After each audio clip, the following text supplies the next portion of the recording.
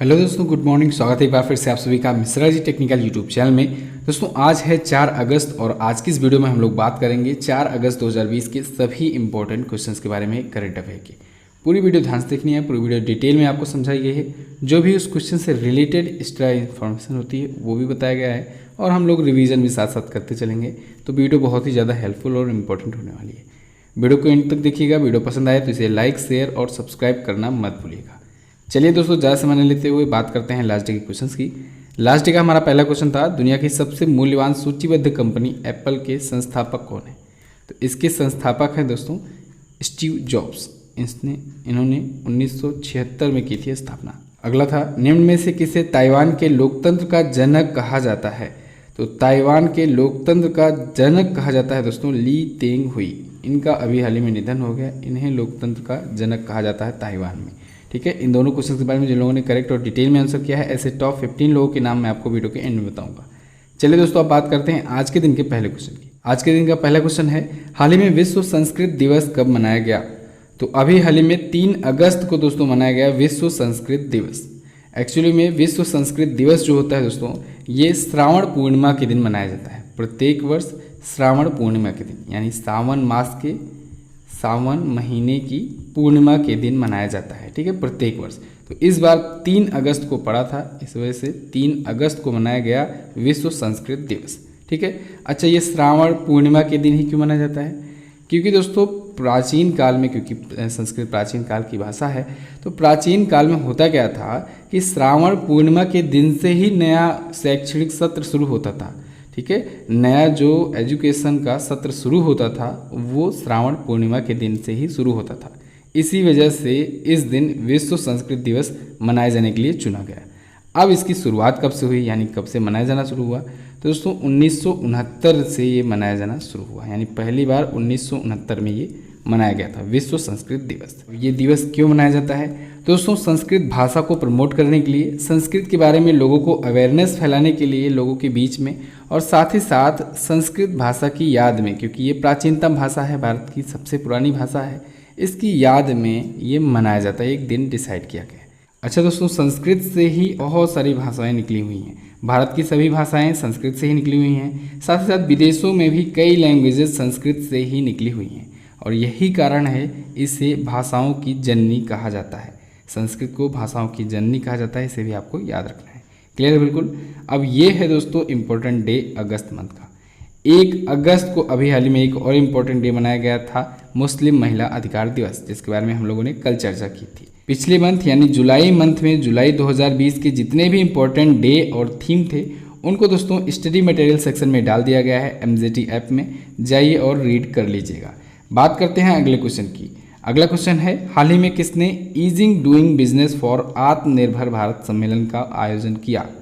तो अभी हाल ही में दोस्तों भारतीय उद्योग परिसंघ ने, कॉन्फेडरेशन ऑफ इंडियन इंडस्ट्री यानी कि CII ने दोस्तों ईजिंग डूइंग बिजनेस फॉर आत्मनिर्भर भारत सम्मेलन का आयोजन किया है। अब देखिए, ये एक डिजिटल समिट थी, क्योंकि कोरोना काल में डिजिटल ही हो रहा है सब कुछ। ये क्यों आयोजित किया गया था?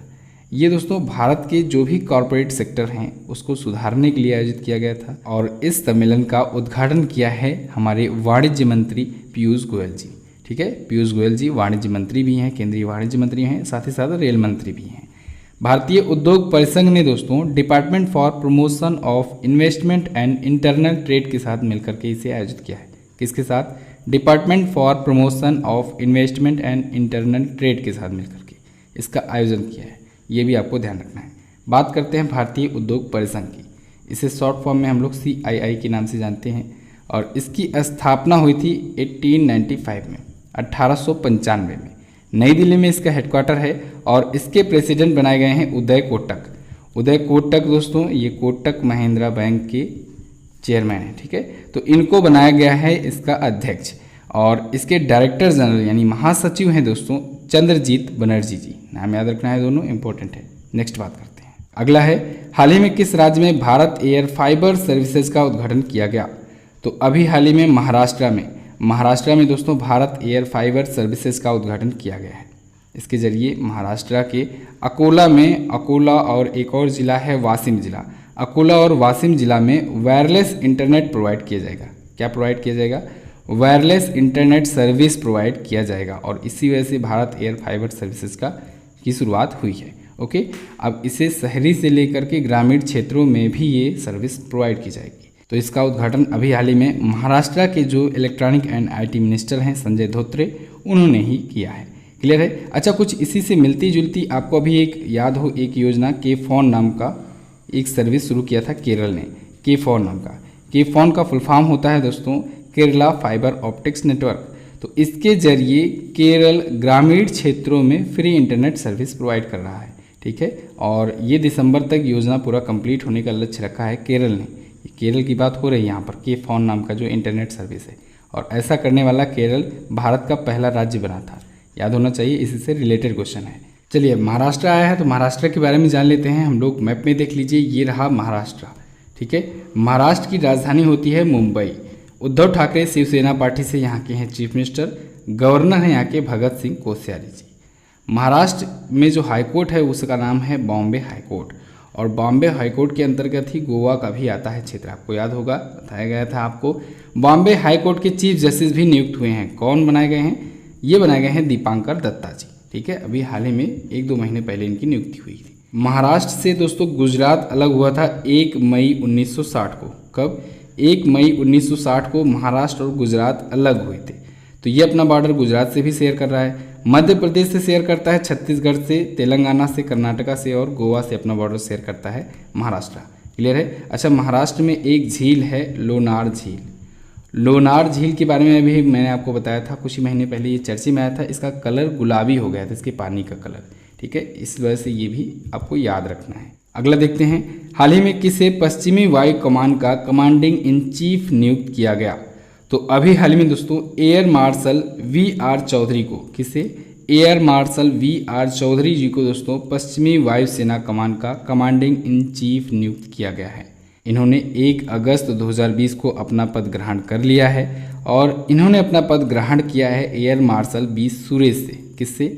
एयर मार्शल B सुरेश से, यानी इससे पहले एयर मार्शल B सुरेश थे इस पद पर। ठीक है, पश्चिमी वायुसेना कमान के कमांडिंग इन चीफ थे वो। अब एयर मार्शल VR चौधरी होंगे। ये दोस्तों 1982 में यानी 1982 में इंडियन एयरफोर्स में बतौर एक फाइटर पायलट के रूप में नियुक्त हुए थे। वायुसेना आया है तो वायुसेना के बारे में हम लोग कई दिन हो गए बात नहीं किए हैं। 8 अक्टूबर को वायुसेना दिवस मनाया जाता है, इसे आपको याद रखना है। भारतीय वायुसेना के करंट टाइम पर जो अध्यक्ष है वो हैं RKS भदौरिया जी। ठीक है, भारतीय वायुसेना अध्यक्ष जो हैं। भारतीय वायुसेना जो है वो दुनिया की 4थी सबसे बड़ी वायुसेना है। और अभी राफेल, आपको पता होगा 5 राफेल आया। ये फ्रांस की डसाल्ट एविएशन कंपनी के द्वारा बनाया जा रहा है। 36 में से 31 अभी बाकी हैं, 5 आ चुके हैं राफेल। ठीक है, राफेल डील चल रही है, 2016 में शुरू हुई थी। चलिए नेक्स्ट बात करते हैं। अगला है, हाल ही में किसने British Grand Prix Formula 1 race जीता? तो अभी हाल ही में लुइस हैमिल्टन ने जीत लिया है दोस्तों British Grand Prix Formula 1 race 2020। इस सीजन की इनकी तीसरी जीत है लगातार, वो भी। लुइस हैमिल्टन ने दोस्तों किसे हराया है? मैक्स वर्स्टैपेन को हराया है। लुइस हैमिल्टन मर्सिडीज के खिलाड़ी हैं। मैक्स वर्स्टैपेन दोस्तों ये हैं रेडबुल के खिलाड़ी। किसके?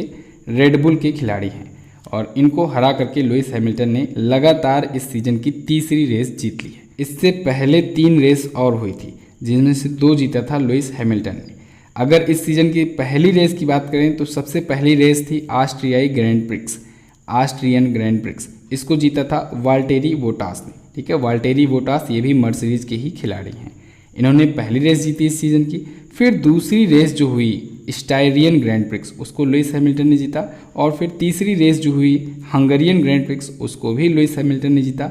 और अब इस सीजन की चौथी रेस थी ये ब्रिटिश ग्रैंड प्रिक्स, इसको भी लुइस हैमिल्टन ने जीत लिया है। क्लियर है। तो इस सीजन की ये चौथी रेस थी, और जिसमें से लुइस हैमिल्टन ने लगातार तीसरी बार जीता है। क्लियर बिल्कुल। अच्छा दोस्तों, अगर वीडियो पसंद आया करे तो इसे लाइक ज़रूर कर दिया करो। वीडियो को अगर आप लाइक करोगे तो हमारा भी उत्साह बढ़ा रहेगा। वीडियो को लाइक करने के साथ साथ शेयर ज़रूर कर दिया करो। आप लोग लाइक शेयर करते रहोगे, ऐसा ही सपोर्ट दिखाते रहोगे, तो फिर हमारा कॉन्फिडेंस बढ़ता रहेगा, और मैं आपको और भी अच्छी अच्छी चीज़ें देने का प्रयास करता रहूँगा। आप लोग शेयर करते हो, सब्सक्राइब करते हो चैनल को, अच्छे अच्छे कमेंट्स करते हो, तो थोड़ा सा मोटिवेशन मिलता है। तो आप लोग मोटिवेशन हमें प्रदान कीजिए। वीडियो को लाइक और शेयर ज़रूर किया कीजिए। चैनल पर नए हो तो चैनल को सब्सक्राइब जरूर कर लिया करो। चलिए बात करते हैं अगले क्वेश्चन की। नेक्स्ट है, हाल ही में किस फुटबॉलर को इंग्लैंड का फुटबॉलर ऑफ द ईयर चुना गया? तो अभी हाल ही में जॉर्डन हेंडरसन को, किसे? जॉर्डन हेंडरसन को दोस्तों इंग्लैंड का फुटबॉलर ऑफ द ईयर चुना गया है। जॉर्डन हेंडरसन दोस्तों ये लिवरपूल के खिलाड़ी हैं, लिवरपूल से, ठीक है, लिवरपूल के खिलाड़ी हैं। आपको अभी याद होगा लिवरपूल ने प्रीमियर लीग का खिताब जीता था, ये भी इंपॉर्टेंट है, इसे याद रखिएगा। लिवरपूल ने प्रीमियर लीग का खिताब जीता है इस बार, तो उसी की ये खिलाड़ी हैं जॉर्डन हेंडरसन। इन्होंने इस सीज़न में अब तक 30 मैच खेले हैं लिवरपूल के लिए, ठीक है, लिवरपूल के लीग मैच के रूप में, और उनमें से 4 गोल किए हैं, और इस वजह से इनको फुटबॉलर ऑफ द ईयर चुना गया है इंग्लैंड का। क्लियर बिल्कुल। अच्छा, टॉप 5 में अगर बात की जाए तो बाकी के हैं केविन डी ब्रुयन, मार्कस रैशफोर्ड और साडियो मेने, ये सभी टॉप 5 में शामिल हैं। चलिए नेक्स्ट बात करते हैं। अगला है, रिलायंस पावर और जेरा JERA ने मिलकर किस देश के साथ बिजली परियोजना के लिए ऋण समझौता किया? तो अभी हाल ही में रिलायंस पावर और जेरा ने मिल करके दोस्तों बांग्लादेश के लिए एक बिजली परियोजना के लिए ऋण समझौता किया है। जेरा दोस्तों ये जापान की एक कंपनी है, जापान की एक ऊर्जा कंपनी है, ठीक है, एनर्जी कंपनी है, और इसने रिलायंस पावर के साथ मिल करके बांग्लादेश के लिए एक समझौता किया है। अब ये दोनों कंपनियां क्या करेंगी कि ये दोनों कंपनियां बांग्लादेश में एक gas based thermal power generation project launch करेंगी। क्या? Gas based thermal power generation project के लिए ये समझौता किया गया है। अब इसके तहत बांग्लादेश के मेघना घाट में, याद रखिएगा नाम, मेघना घाट में, बांग्लादेश के मेघना घाट में एक गैस बेस्ड पावर प्रोजेक्ट शुरू होगा जो कि 745 मेगावाट की क्षमता का होगा। कितने का? 745 मेगावाट की क्षमता का होगा। अच्छा, लागत कितना आने वाली है? लागत आएगी $642 मिलियन। कितना? $642 मिलियन की लागत है। अगर हम लोग इंडियन करेंसी में बात करें तो होता है 4,798 करोड़ रुपए। कितना? 4,798 करोड़ रुपए। तो ये बांग्लादेश में इलेक्ट्रिसिटी सेक्टर में अभी तक की सबसे बड़ी फंडिंग होने वाली है इन दोनों कंपनीज के थ्रू। बांग्लादेश आया है तो बांग्लादेश के बारे में हम लोग जान लेते हैं। बांग्लादेश ये रहा मैप में, भारत का पड़ोसी देश है, ठीक है। बांग्लादेश की राजधानी होती है ढाका, यहाँ के प्रेसिडेंट हैं अब्दुल हामिद, यहाँ की करंट टाइम पर प्राइम मिनिस्टर हैं शेख हसीना जी। बांग्लादेशी टका यहाँ की करेंसी है, जातीय संसद है यहाँ की संसद का नाम। अगला है, हाल ही में किस रेलवे जोन ने पहली व्यापार माला एक्सप्रेस ट्रेन चलाई? तो अभी हाल ही में उत्तर रेलवे ने पहली बार पहला व्यापार माला एक्सप्रेस ट्रेन चलाई है। इसने 1 अगस्त को ये व्यापार माला एक्सप्रेस ट्रेन चलाई है। ये एक प्रकार की मालगाड़ी है दोस्तों, जिसमें 46 वैगन लगे हुए हैं। 46 वैगन का मतलब होता है 46 डिब्बे समझ लीजिए, ठीक है। मालगाड़ी में जो लगे होते हैं उसे वैगन बोला जाता है। अब इन 46 वैगन्स में दोस्तों गेहूं हो गया, चावल हो गया, ठीक है, मक्का वगैरह या फिर जो भी दलहन वगैरह हो गया, ये सभी लोड करके सप्लाई की जाएगी। तो बेसिकली इसी वजह से ये शुरू किया गया है व्यापार माला एक्सप्रेस, ठीक है। उत्तर रेलवे ने शुरू किया है। उत्तर रेलवे का मुख्यालय कहाँ पर स्थित है? इसका मुख्यालय है दिल्ली में। क्लियर है। अच्छा, भारतीय रेलवे में टोटल 18 जोन हो चुके हैं और 18वां जोन है दक्षिण तटीय रेलवे यानी साउथ कोस्टल रेलवे, और उसका मुख्यालय है विशाखापत्तनम में। इसे याद रखना आपको, ठीक है। रेल मंत्री हैं दोस्तों पीयूष गोयल जी, और वर्तमान में भारतीय रेलवे बोर्ड के अध्यक्ष हैं विनोद कुमार यादव जी। बाकी चीज़ें अभी हम लोग रिसेंटली भी ही बात किए थे, तो इसलिए बात करते हैं आगे।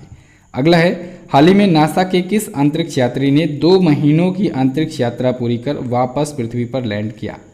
तो दोस्तों नासा के 2 अंतरिक्ष यात्री कौन से? एक डॉग हर्ले और एक बॉब बेनकन। इन दोनों ने 2 महीनों की अंतरिक्ष यात्रा पूरी की है। ये गए हुए थे नासा के स्पेस स्टेशन पर, जिसका नाम है इंटरनेशनल स्पेस स्टेशन। तो वहाँ पर ये लोग 2 महीने गुजारे और उसके बाद सक्सेसफुली ये वापस लौट आए हैं अपना मिशन पूरा करके, ठीक है। डॉग हर्ले और बॉब बेनकन। तो नासा के ये थे 2 साइंटिस्ट, 2 गए हुए थे और अंतरिक्ष यात्री थे, ये वापस आ चुके हैं। नासा आया है, नासा के बारे में थोड़ा सा जानिए। अभी हाल ही में नासा ने दोस्तों अपना मार्स मिशन लॉन्च किया था, ठीक है। नाम होगा, याद होगा आपको, परसेवेरेंस नाम का, इंपॉर्टेंट नाम है, याद रखना आपको। परसेवेरेंस नाम का मार्स मिशन नासा ने लॉन्च किया है। अब नासा के बारे में स्टैटिक जानिए। 1958 में हुई थी इसकी स्थापना, 1958 में, और इसके वर्तमान में अध्यक्ष हैं जिम ब्रिडेनस्टाइन। इसका हेडक्वार्टर है वाशिंगटन DC में। नेक्स्ट बात करते हैं। अगला है, हाल ही में किस केंद्रीय मंत्री ने विद्यार्थी विज्ञान मंथन 2020-21 का शुभारंभ किया?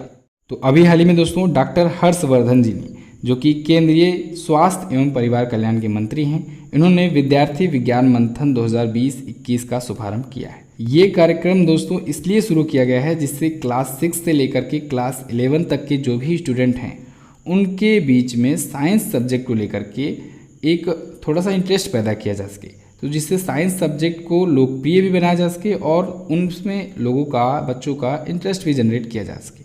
तो इसी वजह से ये विद्यार्थी विज्ञान मंथन नाम का एक इनिशिएटिव शुरू किया गया है। किसके द्वारा? डॉक्टर हर्षवर्धन जी के द्वारा। ये एक नेशनल लेवल पर प्रोग्राम है। डॉक्टर हर्षवर्धन जी से आपको याद होगा दोस्तों, इनको WHO के वर्ल्ड हेल्थ ऑर्गेनाइजेशन के एग्जीक्यूटिव बोर्ड का अध्यक्ष भी बनाया गया है इस बार। ये भी याद रखना बहुत ज़्यादा इंपॉर्टेंट है। तो बस दोस्तों ये तो थी हमारी आज की दिन की टॉप 10 करंट अफेयर। कैसी लगी है आपको वीडियो, आप लोग कमेंट करके हमें ज़रूर बताइएगा। वीडियो अगर पसंद आई है तो इसे लाइक और शेयर कर दीजिए। अपने दोस्तों के साथ शेयर ज़रूर कर देना भूलना मत। आप लोग सब्सक्राइब कर लो चैनल को अगर आप पहली बार आए हो तो। और इसकी क्विज़ आपको मिल जाएगी MJT ऐप पर। डेली क्विजेज़ के लिए, फ्री PDF के लिए और ऑडियो रिवीजन वगैरह के लिए आप लोग ऐप को हमारे ज़रूर इंस्टॉल कर लो। वहाँ पर आपको कई स्टडी मटेरियल्स भी मिल जाएंगे, मॉक टेस्ट वगैरह और ई बुक वगैरह सब आपको ऐप पर मिल जाएगी। तो ऐप अगर आपने नहीं इंस्टॉल किया है तो ज़रूर इंस्टॉल कीजिए। वीडियो आप देख लिए हो तो क्विज़ भी इसकी वहाँ पर जाकर के आप लोग सॉल्व कर सकते हो तुरंत ही। बात करते हैं आज के आपके क्वेश्चंस की।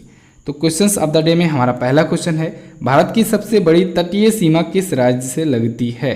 अगला है, एशियन इंफ्रास्ट्रक्चर इन्वेस्टमेंट बैंक का मुख्यालय कहाँ पर स्थित है? दोनों ही क्वेश्चन इंपॉर्टेंट है, बहुत ही इजी है, आप लोग आसानी से आंसर कर सकते हैं। दोनों के बारे में आपको जो पता हो डिटेल में आंसर कीजिएगा। चलिए बात कर लेते हैं दोस्तों उन लोगों की जो लोग कल की वीडियो में डिटेल में और करेक्ट आंसर किए थे। तो उन टॉप 15 लोगों के नाम हैं जगजीत, श्यामशेर कुमार, शांति प्रिया, स्वर्णेश्वर कुमार, राहुल कुमार, मनु पांडे, जोगिंदर, ब्रजेंद्र पाल, ब्रह्मा रावत, रविशंकर, साक्षी पांडे, वंदना अग्रवाल, अमित चौधरी, रेखा बुनकर, नेहा जायसवाल और प्रेरणा राय। तो दोस्तों इस वीडियो में बस इतना ही। कैसी लगी आपको वीडियो आप लोग कमेंट करके हमें जरूर बताइएगा। वीडियो अगर अच्छी लगी है तो लाइक करके हमारा उत्साह बढ़ाइए। साथ ही इन दोनों इंपॉर्टेंट वीडियोस को जरूर देख लीजिएगा और आने वाली वीडियोस का नोटिफिकेशन पाने के लिए सब्सक्राइब करके बेल आइकन को जरूर दबाएं। मिलते हैं किसी अन्य वीडियो में, तब तक के लिए नमस्कार, जय हिंद, वंदे मातरम।